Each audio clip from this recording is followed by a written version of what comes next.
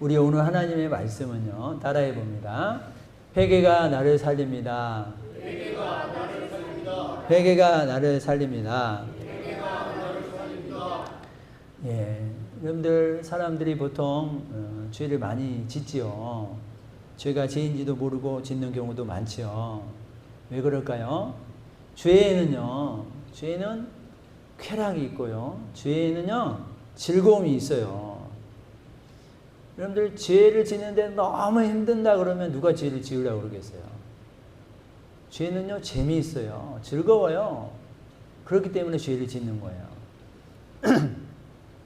그러나 여러분들 죄로 말미암는 엄청난 파멸과 멸망을 안다면, 그걸 안다면 누가 죄를 짓겠습니까? 그걸 모르는 거예요.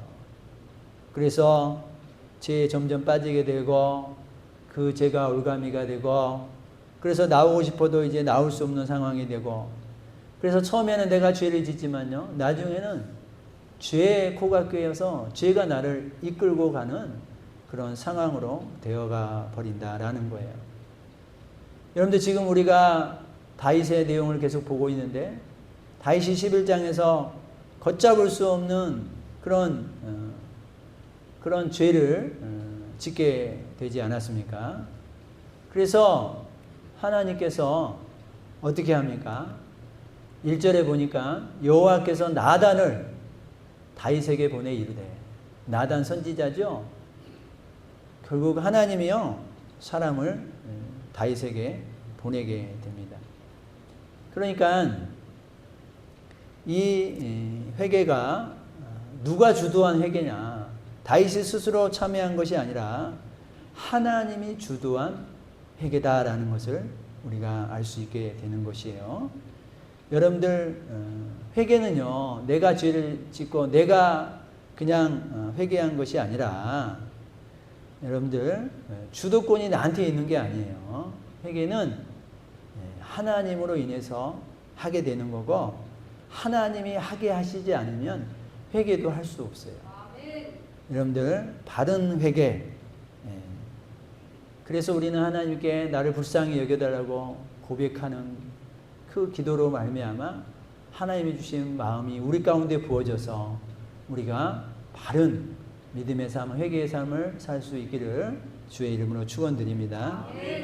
여러분들 그 구원의 서정을 보면, 그 순서에 보면은 소명, 중생, 회심, 신앙 이렇게 쭉 9가지 단계가 있는데, 소명은 부르심이잖아요. 하나님의 부르심을 깨닫게 되는 사람이 중생, 거듭나게 되죠. 거듭나게 돼요. 그러면 거듭나는 사람에게 나타나는 게 뭐냐? 반드시 회심이 있어요. 이전에 살던 삶에서 회심하는 거예요. 돌아오는 거예요. 돌이키는 거예요. 회개하는 거죠. 이것이 세 번째 단계에 있게 되는 거죠. 그러니까 여러분들 거듭나지 않는 사람은 회심할 수 없어요. 거듭나지 않았는데 회개하는 사람 보셨어요? 거듭났기 때문에 회개하는 거예요. 다시 말해서 우리가 회개를 했다라고 하는 것은 그 사람이 거듭났다라는 또 하나의 표징인 것을 믿으시길 바랍니다. 자, 여호와께서 나단을 보냈잖아요. 결국 선지자 나단을 보내면서부터 이 다윗의 진짜 회개가 시작이 되는 거예요. 여러분들 하나님이 이렇게 회개하도록 사인을 주시는 거예요. 근데 하나님이 이런저런 모양으로 사인을 주었을 때 우리가 회개를 하는 사람은 그 안에 거듭난 사람으로 살아가고 있다는 또 표징도 되는 거고, 그 안에 내 심령 가운데 하나님이 살아계신다라는 것도 되는 거예요. 근데 아무리 사인을 줬는데도 내가 알아차리지 못하면 여러분들 그거는 내 안에 하나님이 안 계실 수 있어요. 내가 거듭나지 않는 사람일 수 있어요. 그래서 우리가 하나님의 어떤 말씀에 사인이 있었을 때, 그것이 정말 내 심령을 때리고 내 영과 혼과 관절과 골수를 찔러 쪼개기까지 하는 말씀으로 다가오냐 라고 한다면 여러분들은 축복받는 하나님의 자녀이심을 믿으시길 축원드립니다. 자, 우리가 11장에서 다윗의 죄악을 우리가 살펴봤어요. 그러면 11장 마지막에 성경이 뭐라고 말씀하고 있느냐? 한번 다 같이 읽어봅니다. 다윗이 행한 그 일이 여호와 보시기에 악하였더라. 아멘. 여러분들 11장에 다윗이 밧세바를 범하고 그것을 은폐하기 위해서 남편을 우리아를 전쟁에서 일부러 죽이게 하잖아요. 그리고 전쟁이 끝나고 그 지휘관 요압 장군이 와서 이제 전쟁이 잘 마쳤다고 얘기하고 우리아는 이렇게 전쟁 가운데 전사했다고 보고를 하는 거예요. 다윗이 얘기를 듣고 우리가 이제 11장 후반부는 우리가 듣지 않고 이렇게 12장으로 왔어요. 그러면 12장 후반부에 그 내용이 있는 거예요. 그래 우리아가 죽었어? 뭐 전쟁에서 죽을 수 있는 거지 뭐. 전쟁에서 장수들이 당연히 죽기도 하는 거지 뭐. 됐어? 잘했어? 그리고 우리아의 장례를 치러주고 그 아내 밧세바는 남편이 죽었으니까 얼마나 슬프겠어요. 슬퍼서 우는 밧세바를 위로해주고 밧세바를 자기 아내로 삼는 것까지가 11장까지 나와 있어요. 그런데 지금 겉으로 보기에는 어떻게 해요? 궁궐안은 원래 평온한 상태로 다시 돌아왔어요. 겉모습은 고요한 모습으로 나타나고 있어요. 다윗도 잘했다. 우리야 너 잘 싸웠다. 그리고 끝났어요. 끝났지만 하나님은 그 모습을 보고 뭐라고 하느냐? 다윗에게 행한 그 일이 여호와 보시기에 악하였더라. 이렇게 말씀하고 있는 거예요. 사랑하는 성도님들, 겉으로 평안하다고 해서 진짜 평안한 게 아니에요. 여러분들 우리 겉모습에 우리가 속으면 안 돼요. 겉모습에 속으면 안 돼. 많은 세상 사람들이 자기 겉모습에 속잖아요. 아무 일도 일어나지 않으니까 속잖아요. 우리 교회 다니는 사람들도 하나님이 바로바로 즉각 징계를 내리고 즉각 매를 들고 그러면은 바로바로 알지만 우리 하나님이 즉각 그렇게 심판하시지 않거든요. 이제 예수님 이후 시대에는 하나님이 즉각 그렇게 하시지 않아요. 말씀으로 깨달아 알도록 하셔요. 근데 즉각 그렇게 하지 않는다. 그때 그렇게 하지 않으다 보니까 사람들이 어떻게 해요? 이래도 괜찮나 보다. 뭐 빠져도 주일 예배 빠져도 아무 문제 없네 뭐. 내가 말씀으로 살지 않아도 뭐 아무 문제 없네 뭐. 내가 세상 사람들하고 똑같이 살아도 뭐 아무 문제 없네 뭐. 이렇게 착각한다 이거예요. 왜? 겉으로는 똑같으니까. 거기에 여러분들이 속으면 안 된다라는 거예요. 그 나의 모습을 지금 하나님이 어떻게 평가하고 있느냐, 이거를 여러분과 제가 영적인 눈으로 볼 수 있기를 주의 이름으로 축원드립니다. 이거를 봐야 돼요. 여러분과 저는 그걸 보는 사람들인 거예요. 우리 믿는 사람들은. 하나님 보시기에 지금 내가 어떻게 살아가고 있냐, 하나님 보시기에 우리 가정이 어떻게 살아가고 있고, 하나님 보시기에 우리 교회가 지금 어떻게 살아가고 있느냐, 이게 가장 중요한 평가이고 가장 중요한 믿음의 척도이다라는 것을 여러분과 제가 절대 잊어버리면 안 돼요. 제가 책을 보면 볼수록 또 이런 바른 말씀의 묵상 내용들을 보면 볼수록 뭐냐면 이 시대는 이제 두 시대로 갈라진다 이거예요. 교회에서도 결국 사람들의 듣고 싶어하는 말을 하는 교회, 아니 하나님이 하고 싶어하는 말씀을 전하는 교회, 그렇게 갈라진다라는 거예요 이제. 근데 겉모습은 사람들이 듣고 싶어하는 말을 해주는 교회는 겉모습은 그 교회가 득실하나라는 거예요. 왜? 자기 듣고 싶어하는 얘기를 해주니까. 그런 교회가 막 부흥된다라는 거예요. 그러나 우리 광주 시민교회 우리 성도님들, 저는 거기에 추워도 타협할 마음이 없습니다. 아멘. 여러분들 제가 그런 소리 안 해주면 결국 여러분들 딴 교회 가도 어쩔 수 없어요. 저는 여러분들이 듣고 싶어 하는 말을 하기 위해서 하나님이 저에게 목회자로 세운 게 아니에요. 하나님의 말씀을 사람들이 듣든 안 듣든 수긍하든 수긍하지 않든 받아들이든 받아들이지 않든 하나님의 말씀을 전하는 자로 저는 세움받았기 때문에 저는 그 말씀을 여러분들한테 전할 수밖에 없어요.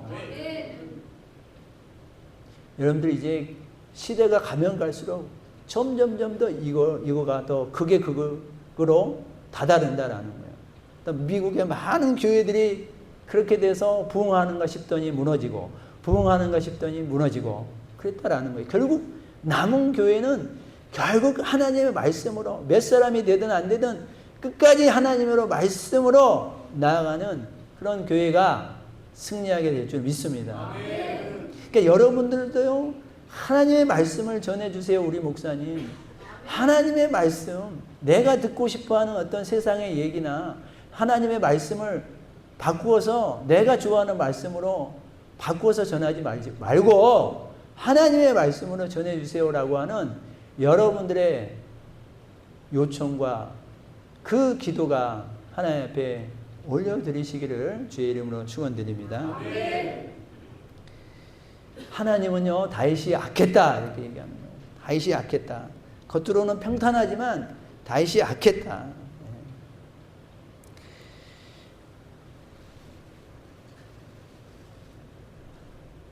이제 하나님이 스스로 회개하지 않으니까 다윗이 스스로 회개하지 않으니까 하나님이 사람을 보낸 거잖아요. 여러분들요, 하나님은요, 그가 하나님 앞에서 죄를 지었는데도 불구하고 회개하지 않으면 하나님은 이런저런 사인을 보내죠. 사람을 보내기도 하고 말씀을 보내기도 하고 이런저런 사인을 주고 메시지를 주고 설교를 통해 어떤 사건들을 통해 어떤 징계들을 통해 어떤 아픔들을 통해서 사인을 주는 거예요. 사인을 주는 거예요. 근데 이 사인을 여러분들이 하나님이 주는 사인으로 여기시기를 주의 이름으로 축원드립니다. 우리가 영적으로 둔감해 있으면 아니 뭐 이런 일이 일어날 수도 있지 뭐 운이 안 좋아서 그렇지 뭐 이런 식으로 우리가 그냥 넘어가려고 하는 거거든요. 그러나 영적으로 민감한 사람은 그런 일들이 작은 일이라도 그런 일이 터지면요, 자신을 돌아보는 거예요. 우리 가족을 돌아보는 거예요. 우리 교회를 돌아보는 거예요. 혹시 내가 하나님의 말씀을 제쳐놓고 내 임의대로 하는 게 없나 돌아보는 거예요. 여러분들 믿음 있는 사람은요, 반드시 하나님의 말씀을 비추어서 돌아보게 되는 줄 믿습니다. 여러분들 그래서요, 늘 돌아보는 훈련을 하셔야 돼요. 근데 그 뭘 기준으로 돌아볼 거예요? 말씀을 기준으로 돌아봐야 되니까 여러분들 우리 교회가 성경 읽기 하잖아요. 성경을 많이 읽어놔야지 내가 그 말씀이 생각나고 그 말씀을 기준으로 돌아볼 여력이 될 거 아니에요. 그렇잖아요? 그러니까 여러분들 말씀을 많이 여러분들의 마음 중심에 저장해 놓으시기를 주의 이름으로 축원드립니다. 나단 선지자가 단도직입적으로 얘기하지 아니하고 어떤 얘기를 하나 해주는 거예요. 그래서 무슨 얘기를 하냐? 한 성읍에 부한 사람과 가난한 사람이 있는데 이 가난한 사람은 암양 새끼 하나를 돈으로 사서 먹이고 재우고 자기 친딸처럼 키웠다 이거예요. 친딸처럼. 근데 그 부한 집에 어떤 행인 한 사람이 손님 한 사람이 왔다 이거예요. 근데 그 손님을 위하여 손님 대접하기 위해서 소나 양을 잡는데 자기 집에 그 많은 소와 양들 중에 하나를 잡는 게 아니라 그 가난한 사람 집에 그 암양 새끼 그 하나를 뺏어가지고 그 손님을 대접했다. 이 얘기를 지금 나단 선지자가 해주는 거예요.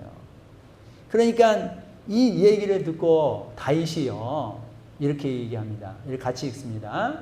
다윗이 그 사람으로 말미암아 노하여 나단에게 이르되 여호와의 살아계심을 두고 맹세하노니 이 일을 행한 사람은 마땅히 죽을 자라. 아멘. 다윗이 듣고요. 다윗이 듣고 정말로 분노하는 거예요. 다윗이 지금 쇼한 게 아니에요. 진짜로 분노하는 거예요. 진짜로 화를 내고 있으면서 그 사람은 죽어야 한다고 얘기하는 거예요. 그러니까 다윗은요, 이제 말씀에 지금 진정으로 반응하고 있는 거고요. 진정으로 분노하고 있는 거예요.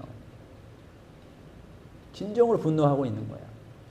나중에 이제 그 사람이 당신입니다 라고 얘기를 해주지만 적어도 지금 이 스토리에 대해서는 다윗이 반응을 하는 거예요. 사랑하는 성도님들, 회개가 안 되는 것은요, 하나님의 말씀이 내 얘기로 들리지 않고 남 얘기로 들리기 때문이에요. 하나님의 말씀이 내 안에 들린다라는 것은 그 말씀이 내 얘기로 들려온다라는 뜻이거든요. 여러분들, 하나님의 말씀이 내 얘기로 들려올 때, 이 성경의 어떤 사건이 내 사건, 내 문제라고 인식될 때 우리가 삶에서 회개할 수 있는 심령이 되는 줄 믿습니다.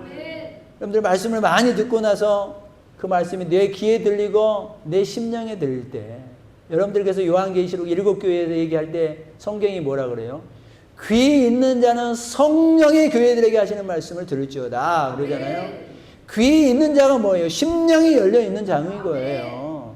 심령이 열려 있는 자는 들리는 거고요. 아무리 귀가 크고 아무리 몸집이 커도 심령이 낮춰져 있는 사람은 안 들리는 거예요. 안 들리는 거예요.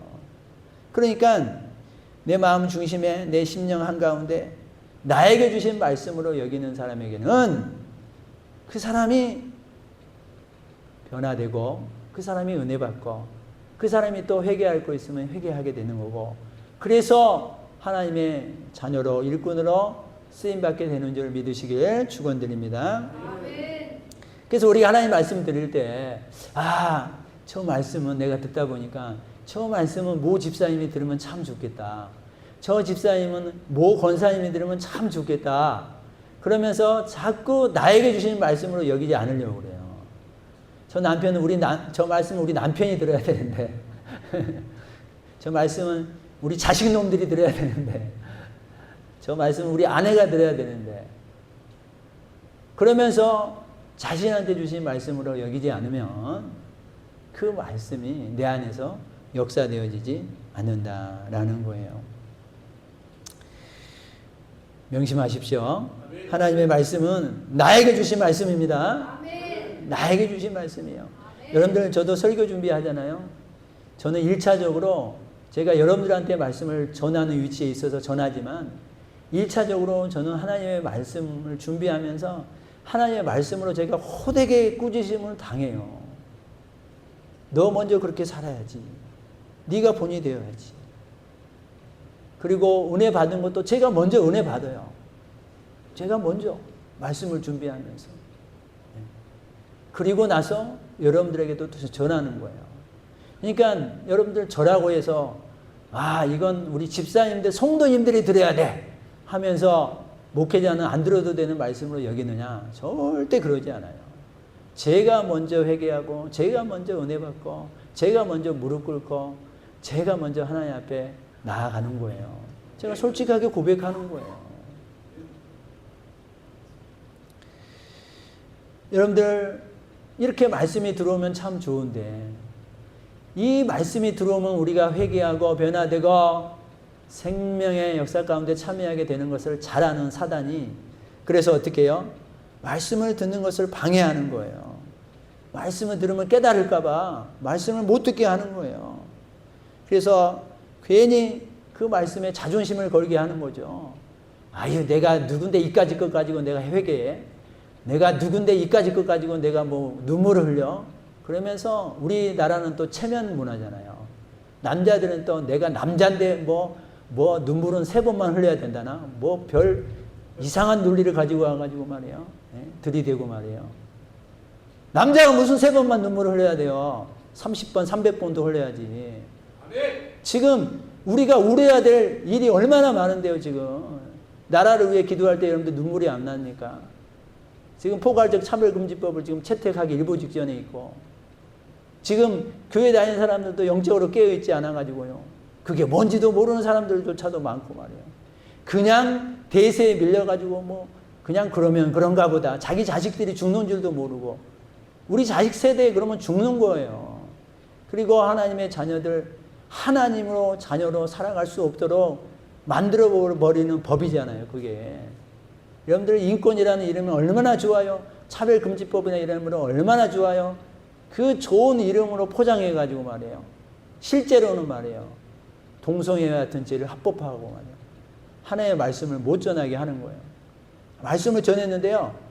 이 권사님이 기분이 나빴어. 그러면 이 권사님이 신고하면 내가 잡혀 들어가는 거예요. 잡혀 들어가는 거예요. 그러니까 어떻게 함부로 전하겠어요. 동성애는 죄입니다. 그러면 누가 신고하면 제가 잡혀 들어가는 거예요. 규명이 없게 만들어버려요. 규명이 없어. 하나님의 말씀은 이건 맞다, 틀리다 이거잖아요. 이게 진리의 말씀이고 아닌 것은 진리의 말씀 아니다라는 거예요. 분명히 선을 긋고 있잖아요. 근데 그 법들은 다 뭐냐면 선을 못 긋게 만드는 거예요. 나는 남자입니다. 이라고 얘기 못해요. 이제 중성시대가 되면. 나는 여자입니다. 얘기 못하는 거예요. 못하는 거예요. 그 얘기를 듣고 누가 신고하면 잡혀 들어가는 거예요. 이런 우습지도 않은 법을 채택하려고 하는 건데 우리가 영적으로 깨어 있어야지 이런 내용에 대해서 눈물이 나고 기도가 나오고 여러분들 피를 토로하는 우리가 기도를 할 때인 줄 믿습니다.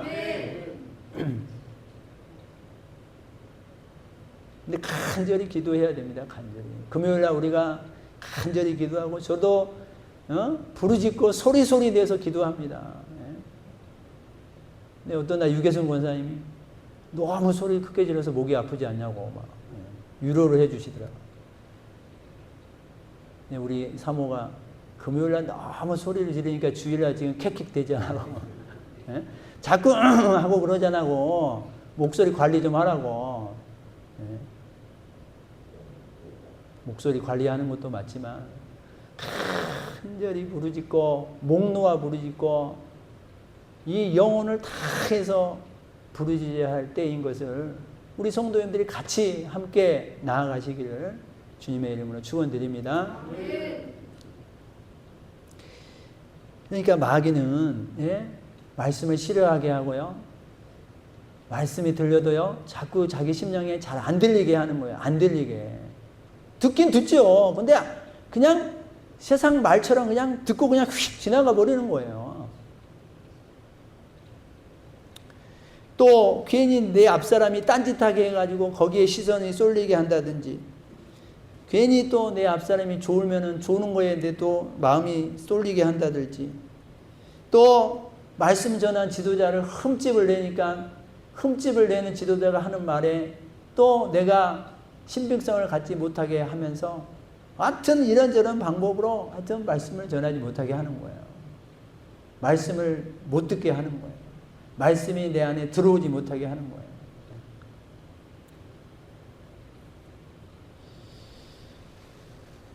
여러분들 이게 사탄의 작전이에요. 사탄은요. 자꾸 기도, 예배 이런 것이 별로 의미 없게 생각하도록 하는 거예요. 우리 생각을 이 사단이 계속 잡고 그 말씀 별로 뭐 의미 없어. 뭐 그 기도해도 그게 큰 의미 없어. 뭐 예배 드린다고 뭐 어떻게 되겠어. 그러면서 자꾸 우리 생각을 장악하려고 그러는 거예요. 갈라디아서 6장 9절에 포기하지 말지니 때가 이르면 반드시 거두리라 말씀하고 있잖아요. 여러분들 예배에 대한 하나님의 기대, 기도에 하면서 하나님에 대한 기대, 부르짖으면서 하나님에 대한 기도, 예배 드리면서 하나님께 대한 기대와 소망을 여러분들이 포기하지 않기를 주의 이름으로 축원드립니다. 자꾸 사단은 자꾸 이거를 내려놓게 하고 포기하게 하는 거예요. 의미 없게 하는 거예요.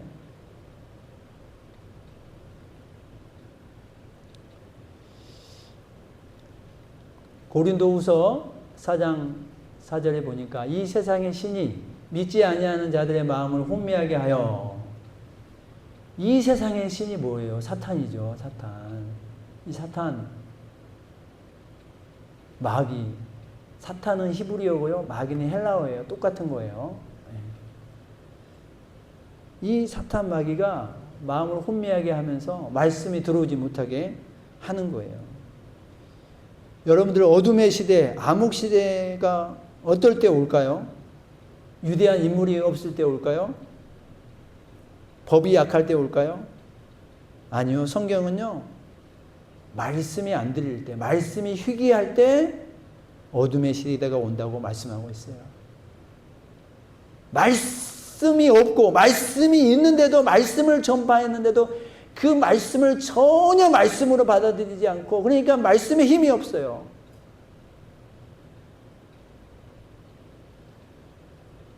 그러니까 또 그 말씀이 내 안에 안 들리는 거죠. 그럴 때 어둠의 시대가 온다라고 말씀하고 있어요. 여러분들 교회에서도요. 교회에서도 하나님의 말씀을 선포하지 않냐고 자꾸 세상 얘기하고 인간 처세술 얘기하고 자꾸 어떤 심리 상담 얘기하고 그러면요. 그 교회는 어두워지는 거예요. 가정에서도 여러분들이 자꾸 말씀 제쳐놓고 살려고 그러고요. 자꾸 말씀 중심으로 살려고 하지 않으면요. 결국 어둠이 찾아오게 되는 거예요. 여러분들 사사시대 아시죠? 사무엘까지가 사사시대예요. 사사시대의 중요한 하나님의 말씀은 뭡니까? 하나님의 말씀이 없으므로 사람들이 자기 소견에 오른 대로 살았다라고 평가하고 있는 거예요. 하나님의 말씀이 없으니까 다 자기 소견에, 내 생각에, 내 마음에 옳은 걸 따른다라는 거예요. 그래서 사사시대가 어둠의 시대인 거예요. 사사시대가 암흑시대인 거예요. 하나님의 말씀이 없는 암흑시대.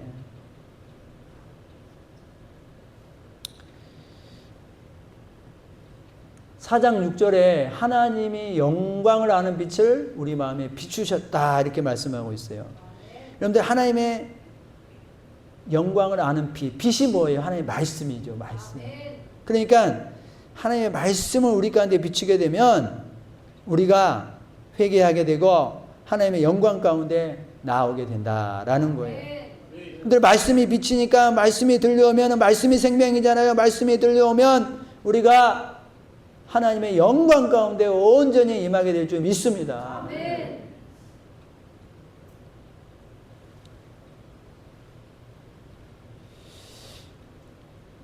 이제 7절에 나단이 이 스토리를 얘기하고 나서 7절에 이제 드디어 얘기합니다. 나단이 다윗에게 이르되 당신이 그 사람이라. 당신이 죽어야 할 사람 당신입니다. 그렇게 얘기를 하고 있는 거예요. 여러분들 이 말 앞에 다른 못된 왕들 같으면 이 저놈을 갖다가 감옥에 집어넣어라 그럴 텐데 다윗이 저 말 앞에 꼼짝 없는 거예요. 저 말 앞에 한마디 변명도 할 수 없어요. 그죠? 여러분들 우리의 영이 살아있다면 우리가 하나님을 믿는 자녀라면요. 하나님의 말씀이 들려졌을 때 우리가 변명하지 말고 그 말씀 앞에 나를 돌아보고 그 말씀 앞에 정직하게 반응할 수 있기를 주의 이름으로 축원드립니다. 내가 너를 이스라엘 왕으로 기름 붓기 위하여 너를 사울의 손에서 구원했지 않냐. 이스라엘과 유다 족속을 내한테 맡겼다. 그리고도 그것이 부족했다면 더 주었을 텐데 뭐가 부족하다고 그러면서 9절에 이렇게 말씀하고 있어요. 그러한데 어찌하여 네가 여호와의 말씀을 업신여기고 나 보기에 악을 행하였느냐 이렇게 말씀하고 있어요. 여러분들요 다윗이 몰래 죄를 진 것 같지만요 하나님이 어떻게 해요? 다 알고 있었죠. 다 보고 있었어요. 네가 칼로 옛사람 우리아를 치되 암몬 자손의 칼로 죽이고 그의 아내를 빼앗아 네 아내로 삼았도다. 보세요. 하나님이 더 정확히 알고 있잖아요. 더 정확히 알고 있어요.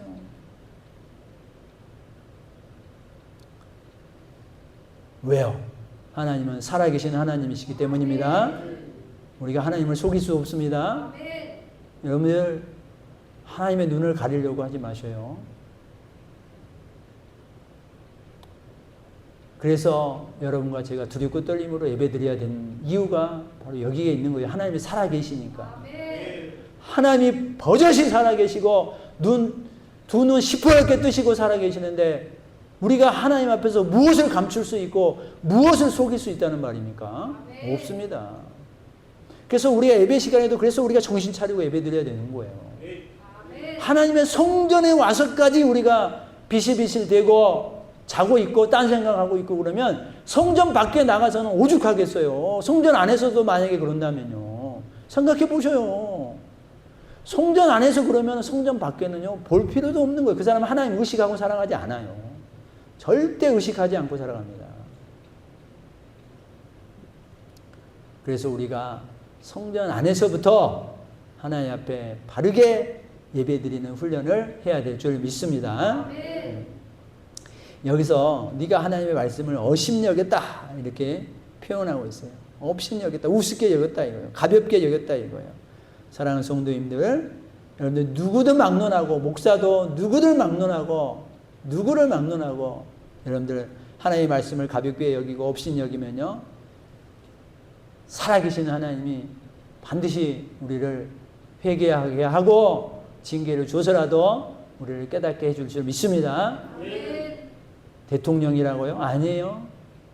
뭐 몇십 년 목회를 했다고요? 아니에요.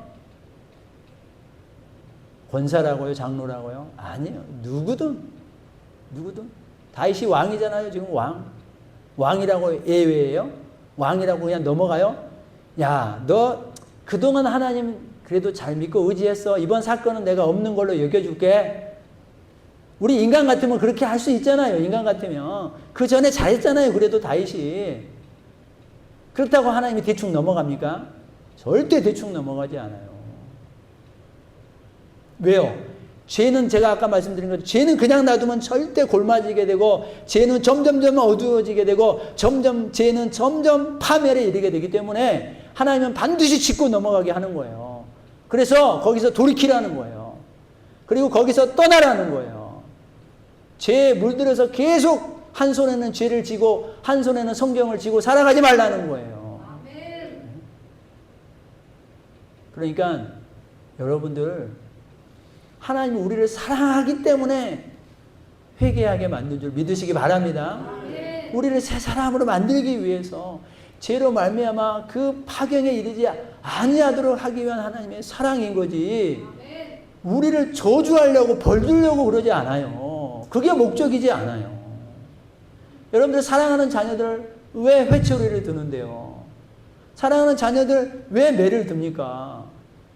그 못된 길로 그냥 놔뒀다가는 못된 길로 계속 빠질 거 아니에요. 그러니까 결국은 참다가 회초리를 들잖아요. 여러분들 그 자녀를 사랑한다면 당연히 사랑의 매를 드는 거예요. 지나가는 아줌마가 매를 들겠어요? 지나가는 행인이 매를 들겠어요? 그 애랑 아무 상관이 없는 사람이 무슨 매를 들겠어요? 사랑하는 사람이니까 매를 드는 줄 믿으시기 바랍니다. 그래서 이제 10절에는 네 집에 재앙이 내릴 거다. 칼이 떠나지 아니할 거다. 이 죄로 말미암는 대가를 말씀해 주고 있어요. 자, 그렇지만 다윗은 회개했어요. 다윗이 회개해서 13절에 보면은요. 다윗이 나단에게 이르되 내가 여호와께 죄를 범하였노라. 내가 회개할 때 하나님이 나단을 통해서 바로 용서해 주세요.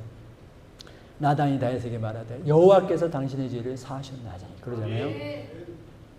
하나님이 바로 용서해 주셔요. 근데요, 그 죄에 대해서는 용서해 주시지만 하나님께서는요, 그 죄에 대한 대가는요, 하나님께서 반드시 지불하게 하십니다. 이것도 여러분들이 잊지 않으셔야 돼요. 그래서 그 집에 칼이 떠나지 않죠. 첫째와 셋째가 죽죠. 반역을 하죠. 둘째는 솔로몬 때 솔로몬 안 세우고 지가 왕이 되려다가 결국 죽지요. 이 세 아들이 다 죽어요. 그리고 밧세바로부터 이미 난 아들이 있잖아요. 걔도 죽어요. 그리고 그 이후에 난 아들 솔로몬을 통해서 이어가게 하셔요. 그러니까 여러분들 보세요. 죄는 용서함을 우리가 분명히 받아요. 근데 용서함 받는 게 진짜 중요한 거고, 그러나 또 대가 지불도 우리한테 어느 정도는 있다라는 사실도 받아들이시기를 주의 이름으로 축원드립니다. 자, 그러면 우리가 가장 중요하게 생각해야 될 게 뭐냐? 다윗은 어찌하든지 회개를 했죠. 죄의 대가를 받지만 회개를 했기 때문에 다윗은 나중에 결국 하나님의 언약의 주인공이 되죠. 결국은 다윗을 통해서 예수 그리스도가 나죠. 다윗에게 약속했던 다윗 언약의 약속의 말씀을 하나님이 철회하지 않으시고 이어가시는 거예요. 왜요? 회개했기 때문에. 벌은 받았지만 회개했기 때문에. 그래서 다윗이 밧세바를 범하고 간절하게 기도한 내용이 시편 51편에 나와 있어요. 이 51편에 쭉 앞부분에 잘못했다고 하나님 앞에 간절히 용서를 하고 난 다음에, 용서를 빌린 다음에 10절 11절에 뭐라고 그러냐면, 하나님이여 내 안에 정직한 영을 새롭게 하소서, 나를 주 앞에 쫓아내지 마시고 주의 성령을 내게서 거두지 마소서, 이렇게 기도하는 거예요. 사랑하는 성도님들요, 다윗이요, 내 왕의 자리를 빼앗지 마세요, 백성들 앞에서 체면 지켜주세요, 내 권력을 빼앗아 가지는 마세요, 이런 기도하는 게 아니에요. 다윗이 가장 무서운 건 뭐냐? 하나님, 이 죄를 통해서 하나님의 영을 내한테 거두어 가지 마세요. 하나님의 영이 나에게 없으면 내가 무슨 의미가 있습니까? 이 겉으로 이 육체적인 몸뚱아리만 있는 거, 이게 무슨 의미가 있습니까, 하나님? 적어도 다윗은 영적 관계를 가장 잘 알고 있는 거예요. 여러분들요, 여러분과 제가 가장 무서워하고 두려워해야 될 게 뭐냐면, 죄를 통해서 하나님이 나를 떠나버리는 거, 하나님이 나를 상관하지 않고 내버려 두는 거, 주의 구원의 즐거움에서 멀어지게 하는 거, 구원까지도 멀어지게 하려고 하는 그런 것을 가장 중요하게 여겼다라는 거예요. 사랑하는 성도님들, 그래서 우리도 사람이다 보니까 죄를 안 지을 수는 없잖아요. 이런저런 죄를 짓고 나아갈 때 여러분들 내 체면을 위해서 먼저 기도하지 마시고, 이를 통해서 내가 기도했는데도 기도가 안 올라가고 기도할 마음도 안 생기고 하나님 말씀을 들었는데도 내가 들리지 않고 내 심령에 들어오지도 않고, 이것을 위해서 더 기도하시기를 주의 이름으로 축원드립니다. 다윗이 그거 기도한 거예요. 그거. 몸뚱아리만 여기 앉아있으면 뭐예요? 무슨 의미가 있어요? 몸뚱아리가 앉아있지만 우리의 영이 앉아있고 우리의 영 안에 성령님이 내주하시고, 그래서 하나님의 말씀이 우리의 영과 혼과 관절감이 골수를 찔러 쪼개게 하는 말씀으로 들어오는 그런 관계, 하나님 안에서 믿음의 관계가 온전히 계속적으로 이루어지기를 위해서 끊임없이 기도하시기를 축원드립니다. 이게 가장 중요한 신앙인 거예요. 가장 중요한 신앙. 말씀을 마무리합니다. 회개에는 능력이 있어요. 그죠? 여러분들 회개하면요, 우리의 신앙이 살아나고, 회개하면요, 하나님을 의지하게 됩니다. 하나님을 의지했다라는 이 뜻이 뭐냐면요, 히브리 원문의 이 뜻이 살 길이 하나님밖에 없다는 믿음, 또 그 살 길을 위하여 열정적으로 달려가는 것, 이걸 의지했다라고 표현하는 거거든요. 회개하는 심령은 이제 하나님을 의지하잖아요. 그러면서 우리가 하나님밖에 살 길이 없습니다. 그리고 그 길을 위하여 뒤돌아보지 않고 앞으로 전심전력하여 달려나가는 거예요. 사랑하는 성도님, 여러분들, 야곱은 사기꾼 같은 사람이었지만 그가 회개했을 때 그의 이름을 이스라엘로 바꿔주시고 쓰임받는 사람이 되죠. 탕자가 집을 나갔지만 그가 회개하고 돌아왔을 때 아버지 품에 안기고 아버지의 자녀로 다시 인정해 주지요. 사도 바울이 그가 예수님을 몰랐을 때 저질렀던 많은 악행들, 비방자, 박해자, 폭행자였지만 그가 회개하였을 때 귀한 사명자로 쓰임을 받게 되지요. 다윗이 회개했을 때 하나님의 언약을 철회하지 않고 나아가게 되지요. 사랑하는 성도님들, 회개하면 내 영이 살아날 줄 믿습니다. 아멘. 회개하면 하나님의 말씀이 들립니다. 아멘. 회개하는 사람은 반드시 쓰임 받습니다. 아멘. 이렇게 좋은 귀한 은혜의 통로를 우리 하나님이 주셨습니다. 아멘. 이 은혜의 통로를 여러분들이 꼭 바르게 사용하셔서 하나님의 은혜와 복이 넘치고 쓰임받는 우리 자녀들이 되시기를 주님의 이름으로 축원드립니다.